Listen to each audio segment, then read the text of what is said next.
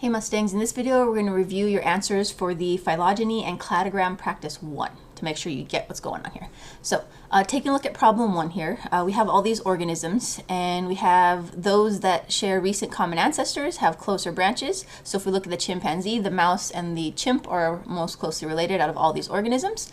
And if we go further back in time here, we see the fish and the chimpanzee have a distant common ancestor. Now remember, when you're looking at a cladogram, you're basically starting, this is further back in time. And then as you move this way towards the right, you're getting to newer and newer speciation and branching events. Okay? So this is the oldest, this is the newest as you move to the right. So taking a look at problem 1, if we put these physical traits on the cladogram here, the first one here after the hagfish is going to be jaws. The hagfish does not have jaws. So right here, this common ancestor to the hagfish and everything else did not have jaws. Sometime after this branching event, jaws were developed. So we do have jaws for everything else past that point. So we'll write jaws here.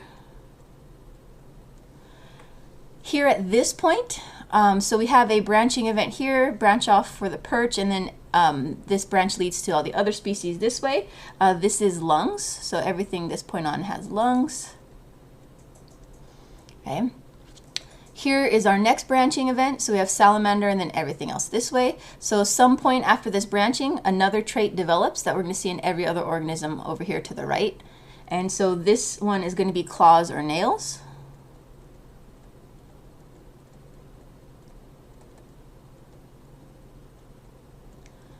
Here with the birds, they're the only one that has feathers. Okay, so at this branching event here, some point after branching, the ancestor didn't have feathers, but after branching, feathers evolved. Okay, we keep on going to the right here, and this is going to be fur. And then finally, at the end, there should be one more trait here. This is mammary glands.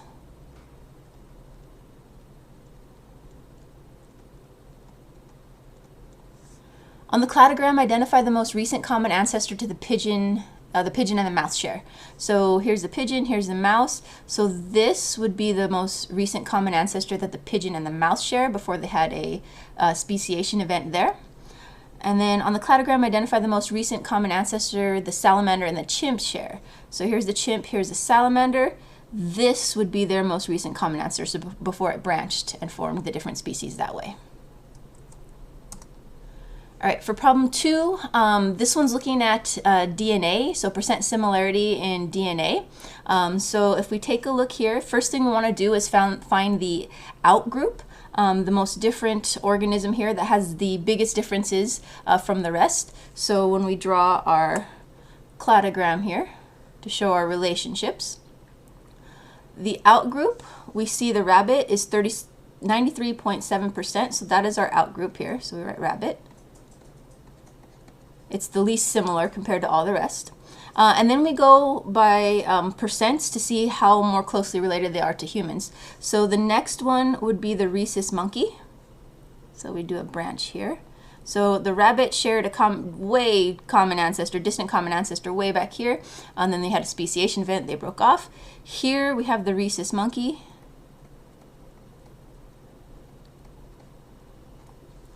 Next at 97.2 baboon. So this was the most recent common ancestor for the rhesus monkey and the baboon before it split off. Next up we have the orangutan.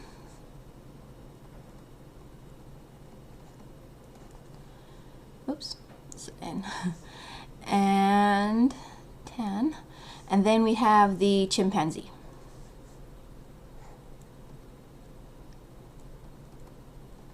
And I'm going to add at the end here because it says including humans. Humans would be at the end. Okay. So again, when we look at this, we're looking at DNA similarities now. So rabbits only have 93.7% DNA in common with humans. So this is their common ancestor that they shared. Rhesus monkeys have a 96.9%, so that's their common ancestor before they branched off. And remember, once a branching event occurs, changes add up in these guys over time, and changes add up over here. So that's why we see differences as we go along when we talk about morphology and stuff like that.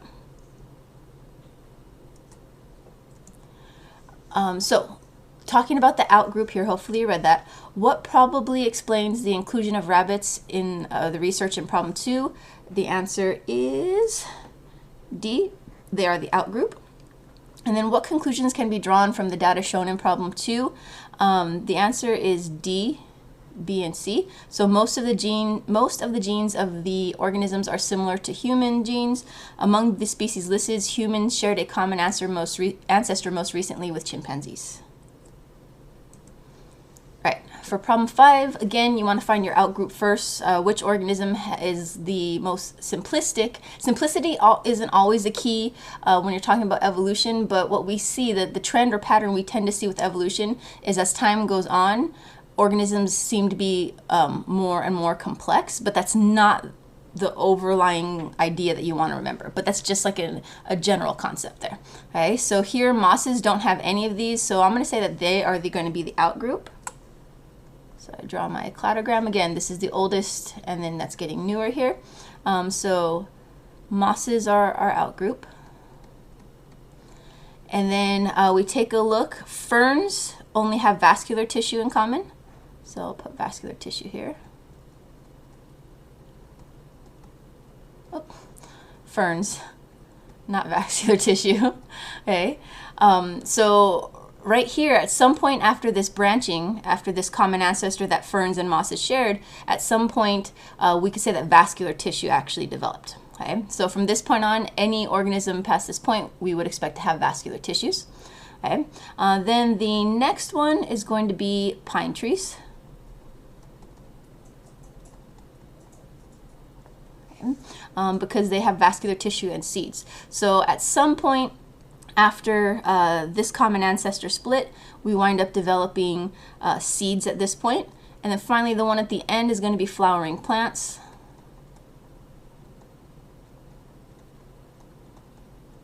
And with flowering plants, we see vascular tissue, flowers, and seeds. So at some point after this common ancestor shared with pine trees, flowers actually developed, flowers evolved. All right, on this one here, the cladogram with the 5 characteristics, this one's actually really easy. It's actually in order. So when you set this one up, you have your cladogram and your time oldest to most recent. The lancet goes here, lamprey, tuna, salamander, leopard, and then dolphin at the end. And again, you look here, the lancet has nothing of these physical traits in common, of morphology here. The lamprey has this, so we'd say at some point right here is when the backbone developed. Here is when the hinged jaw developed. Here is when 4 limbs develop. Here is when the amnion developed. And then here would be when milk developed. Okay?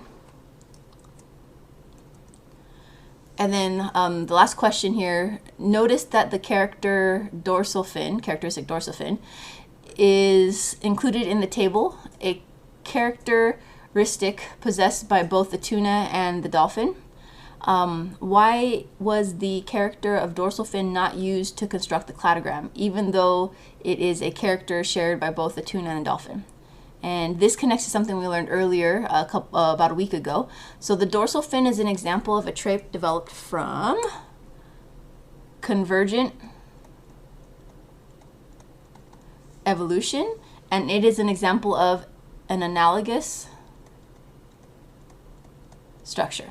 Okay, so remember, in convergent evolution, we learned that 2 organisms can develop similar morphology, similar body types, because of environmental pressures. They don't share a common ancestor. That's not why they both have that trait. So the tuna and the dolphin don't have that dorsal fin because they have a common ancestor, a recent common ancestor. It's because they both living in the water had similar environmental pressures that caused the dorsal fin to evolve.